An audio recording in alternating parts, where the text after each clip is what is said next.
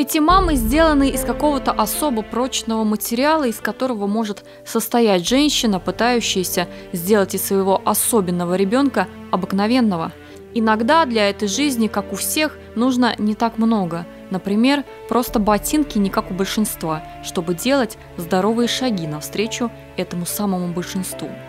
Видите, сгибается, видите, вот это все ему тяжело, и этот не должно сгибаться, должен был стоять обувь. У сына Наили Рамазана очень редкий диагноз. Таких детей всего 3 в Татарстане. Мальчику 15, он уже перенес кучу операций. Сейчас ему восстанавливают пальцы в клинике Санкт-Петербурга. Необходима операция на челюсть. И еще много мелких нюансов, которые стоят больших денег. Мама подумала, что государство поможет ей хотя бы с обувью, но не тут-то было. Не держат. Даже месяц не сможем одеть обувь.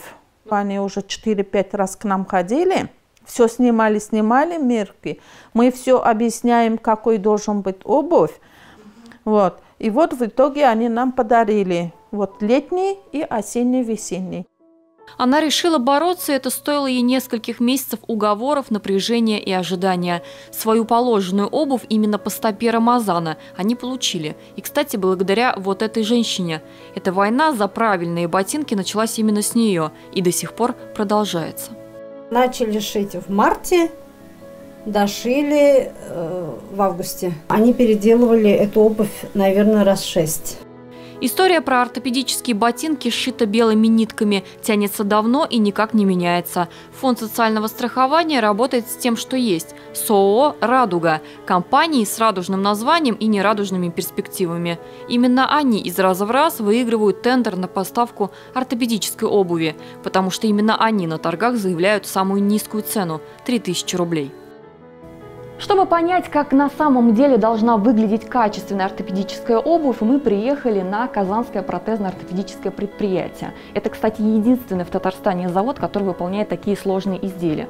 И вот что мы видим. Производство стоит. Тут давно ничего не происходит, а все почему? Все потому, что лучшая в республике компания никогда не выигрывает госконтрактов. Почему, объясняется просто. На предприятии подчеркивают, взяться за эту работу они не имеют права по совести. Сделать за копейки качественную обувь не возьмутся. Стартовая цена правильных ботинок начинается с 12 000 рублей. Высокий жесткий задник, например, или корсет, который максимально фиксирует голеностоп. Также может наличие съемной стельки. Ну, что касается профилактической обуви, она очень красивая, конечно, но поскольку она несет другую несколько функцию, то есть она способствует формированию здоровой стопы, и она может ограничить только наличием небольшого супинатора. Получается, что за 3000 рублей это только профилактическая обувь.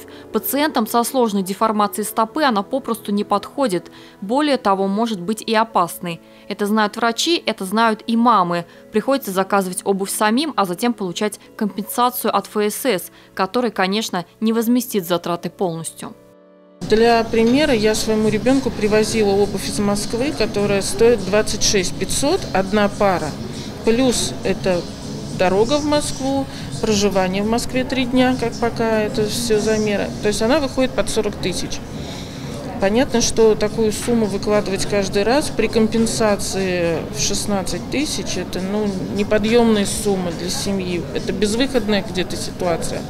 Этот 44-й федеральный закон о госзакупках и публичных тендерах, который, по сути, призван искоренить коррупцию, с другой стороны, вообще не оставляет никакого выбора. Фонд социального страхования о проблеме знает, но сделать ничего не может. Лишить компанию их права теперь можно только через суд. Чем сейчас ФСС и занимается. Они намерены исключить фирму из реестра качественных поставщиков. Дело сейчас рассматривает Самарский арбитражный суд.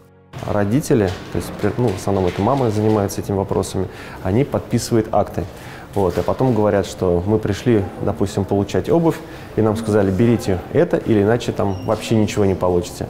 То есть я бы хотел отметить, и очень важно, и призываю всех мам, ни в коем случае не соглашаться в том случае, если их что-то не устраивает. То есть ортопедическая обувь, сложная ортопедическая обувь является изделием индивидуального пошива. Стоимость, конечно, она несоизмерима с тем, что он может вернуть. потому что возврат компенсации идет по средней стоимости из сыгранного конкурса. И поэтому вот эта разница, конечно, но человеку нужна обувь, и он вынужден идти и покупать, безусловно. И здесь, конечно, и помогают и близкие, и родные, но не у всех такие возможности есть.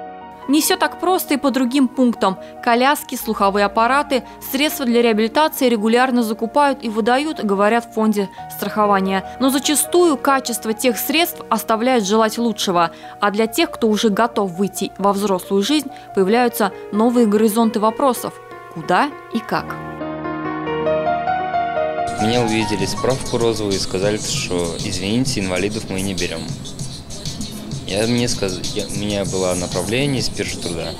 Я сказал, вот у меня направление к вам. Он говорит, мы вам помочь не можем. Это отсутствие диалога, это незнание, что ли, этих детей. Вообще мы за диалог, всегда за диалог. Мы понимаем, что любое решение любых проблем, это надо сесть, надо подумать, надо найти какие-то подходы, надо учесть интересы той стороны и этих детей. Диляра Юсупова, Татьяна Тимошенко, Роман Безменов, Андрей Ключников и Андрей Мохов. 7 дней.